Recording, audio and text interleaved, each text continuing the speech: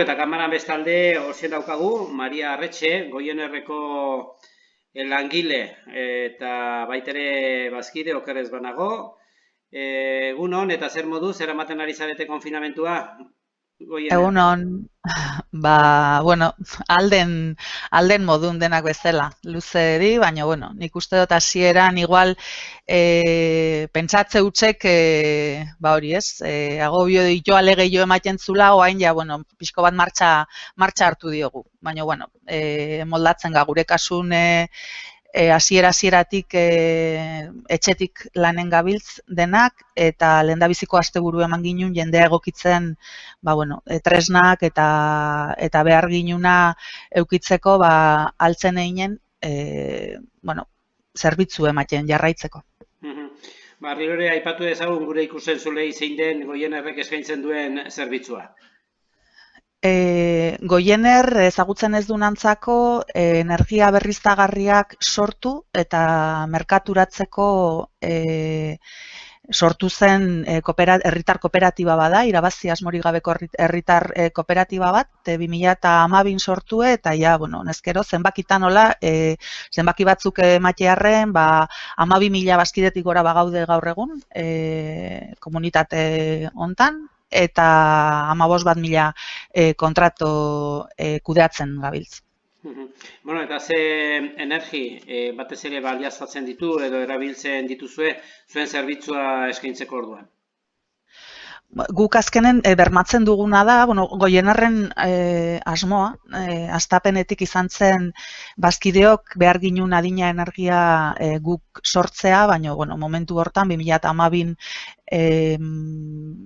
justu berriztagarriei moratoria jarri zieten eta legealdetik etzen oso panorama lagungarri gelditu, eta merkaturatzea jarri ginun martxan, eta egiten duguna da guk sortzen bagabiltz, badauzkegu proiektu txiki batzuk martxan ja, baina oraindik ez du sortzen bazkidek behar duguna ina energia hori, eta egiten duguna da merkatu maioristan edo pool deitzen zaion lonja horretan erosten dugu jatorri berriztagarrie dauken, 100% jatorri berriztagarria dauken energia. Eta badago, haunitz, aipatu duzun bezala hor moratoria bat izan zen, eta horrek atzera egin zuen, hainbat berriztagarri ziren energian berritzeko edo sortzeko aukera, berriro ere legea badiduri zerbait aldatu dela, orain errexago da, energia berri zailoketan jartzea, joan den urten onartu zen eta atera berri da azkeneko dekretu baitare autokontsumoa bereziki sustatzeko eta neurri lagungarrik ebatzi ditunak, eta zentzu hortan egia esan gaur egun panorama esan dezakegu lagungarrigoa dela. Orain dela urte batzuk energiari zerga edo impuesto al sol deritzona ordaindu behar izaten zen, gaur egun hori desagertu da, eta egia esan guk lehendabiziko proiektuk hidroelektrikoak eta martxan zeuden zentral txiki batzuk, txiki bat berreskuratu baginun, eta gero Oñatiko urjauzitan ere hor hidroelektrikan partizipazio bat hartu baginun ere, momentu hontan sustatu nahi duguna eta martxan jarri dugun azkeneko proiektue autokonsumo instalakuntza batzuk die, azkenen iriki berri dugu, proiektua martxan dago, eta ikastoletako teilatutan egingo dien autokonsumo instalakuntza batzuk egin die.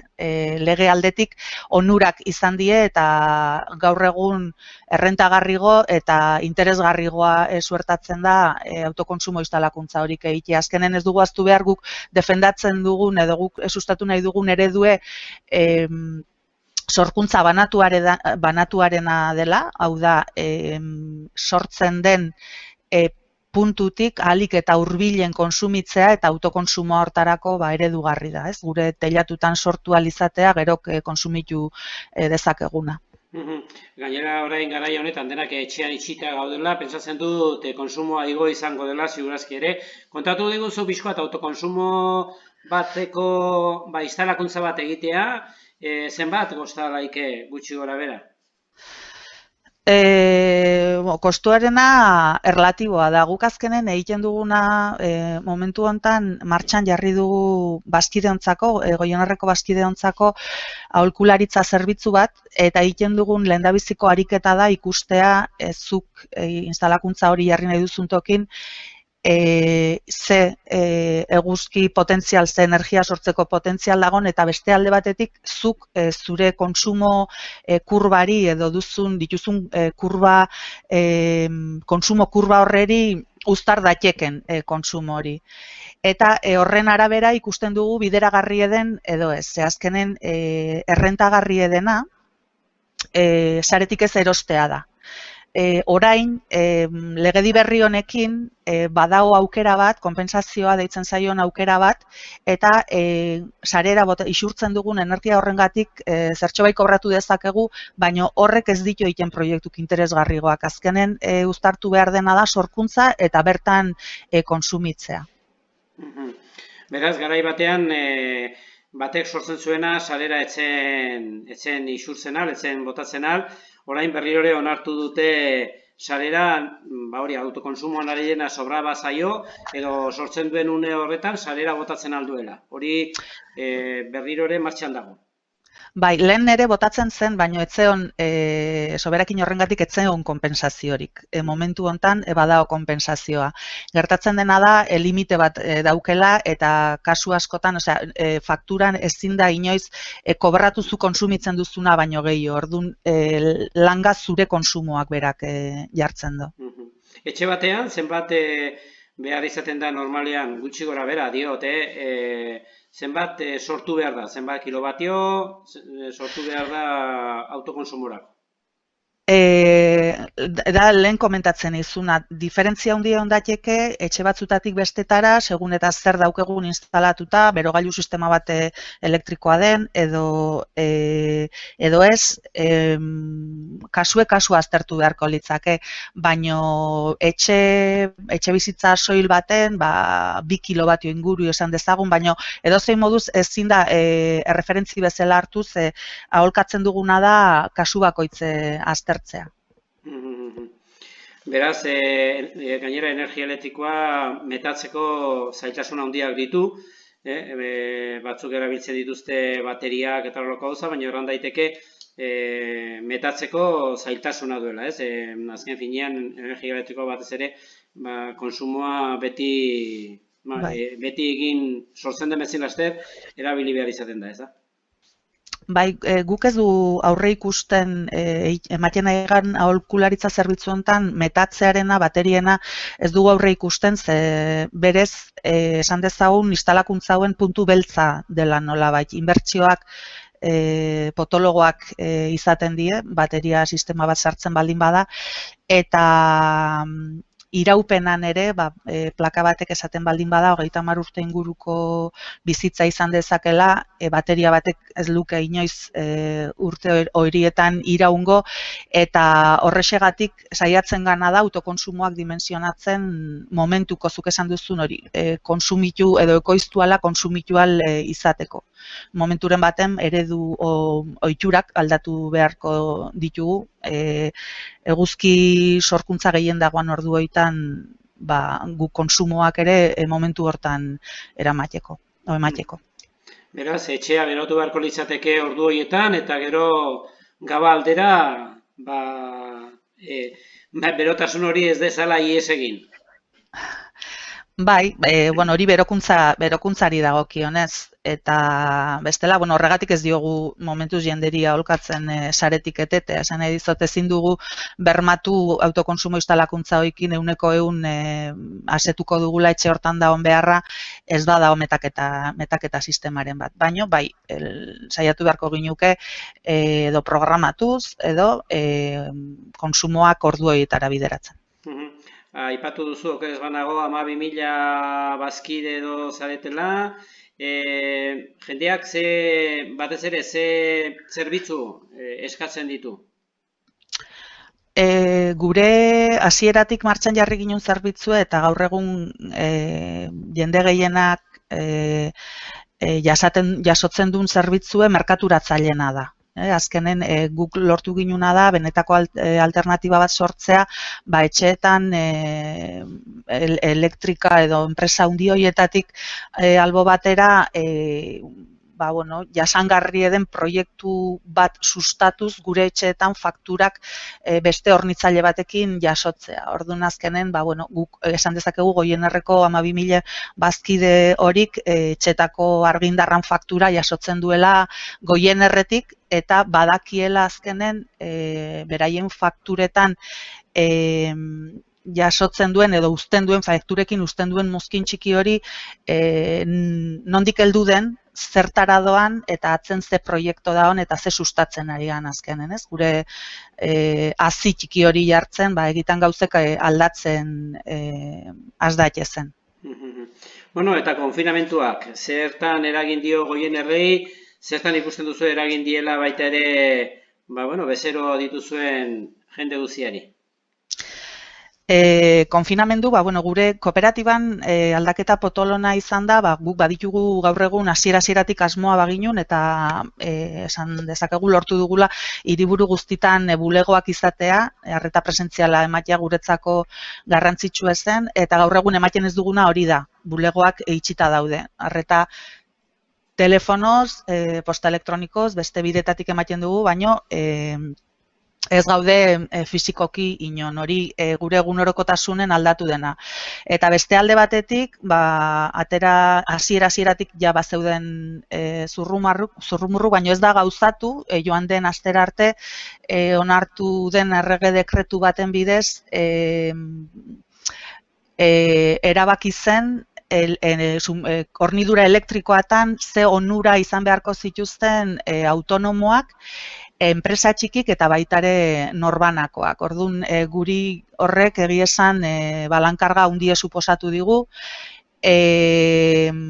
enpresa txiki eta autonomoakin batipat, jende asko da beraien aktibitatea bertan bera utzi behar izan duenak edo murriztuta daukeanak, eta jende horrek laguntza horietara sarbidea izateko gure bidez, merkaturatzaileen bidez egin behar izan da, egiten da kudeaketa hori, eta egia esan zerbitzu horrek momentu honetan ordu asko jaten dizkigu. Beraz, bestaldetik, oroar hartuta, nola ikusten duzue jendearen egoera? Egonezina, lasaitasuna, zer da somatzen duzuena gehien bat? Nik uste, jendea ikusten nahi daia, sufritzen nahi dela, badaude sektore oso zehatzak, ostalaritza edo turismoari nekazaletxek, azkenen arlo askotan, arlo guztitan jo digu honek, baina nik uste bi gauze daudela, batetik dirusarrerarik ez izatea, momentu baten dirusarrerak izatez uztea, eta beste batetik ez jakintasune ez eukitzea nolabait perspektiba bat zenbat iraungo duen guzti honek, ez? Aurre ikusteko, noiz hartu dezakegun aktibitatea edo adibidez gobernuko onartutako neurriotako baten fakturak eten alizatea izan da alarma egoera bukatu arte eta ez jakitea noraino ailatuko den bat eta zer pilatu dezaken zentzu hortan. Nik uste ez jakintasun, esaten den bezala, tunelan argie noiz ikusiko dugun ez jakitea. Eta zuek duzuen informazioen arabera, noizko iragartzen duzue, pixko bat izango dela irten bidea? Ez daukegu idearik, zuk daukezun informazio bera azkenen, badirudi aste santu ondoren oinarrizkoak ez dien aktibitate horik berriz ere martxan jartzeko aukera izango dela, baino hala eta guztiz ere, sektore asko eta asko bainik ezin izango die martxan jarri. Ez dakigu data bat esaten. Nik uste aurre ikustea gaur egun guri behintzat oso zaila egiten zaigu. Eta arlo ekonomikotik aparte, zure iruditzen zaitzu, krisialdi honek, konfinamentuak eta baita ere koronavirusaren krisiak, hausnarketa berri sortuko dituela gizartean? Ba, nik uste denak pentsatu nahi dugula hori ala izanen dela, ez? Gauzek aldatuko diela zentzu hortan, guk ere kooperatibatik gure hausnarketa egin dugu eta argi gineuken hasieratik norbanakoan onura baino, ba, kolektibo bezala bilatu beharko ginukela irten bide bat. Ez alperrik, bagabiltza hasieratik 70 bat merkaturatzaile juntatu ginen industrian eta eragiteko gaur egun gauzatu dien onura horik denentzako izateko, ez eoteko merkaturatzaile baten erabakin esku, baizik eta laguntza horik mundu guztira ailegatzeko, eta bestalde gure bazkideekin kezkatuta egonga momentu guztitan, eta hurbilekoak izaten saiatuga, larritasunen dagoan jende horreri errestasunek edo aldugun einen eta kooperatibako kide dien einen esku bat botatzeko. Beraz, argi gelditu da, zuen zereginak zein izaten ari diren momentu honetan ere, eta bezaldetik, arlo personalean zer egingo du Maria Arretxek konfinamentua akitzen den lehendabiziko egun horretan? Ez esan lanera joan, zengatik lanera ari zen. Lanera joan ez, baina zerrenda luzea dauket, ez dakit, kalera atera eta launekin juntatu, mendira buelta batein, ez dakit, oain egin ezin duguna, oain arte egiten ginuna eta zenbat faltan botatzen dugun konturatugan guzti hori iten saiatu. Ederki, laster izan dela, esker mila. Gurekin izateagatik, Goiener proiektuan pixkoat azaltzeagatik, egoera honetan zer egiten ari zareten, segi bizkor eta hurrengo bat arte. Ederki, ongi izan zuek ere.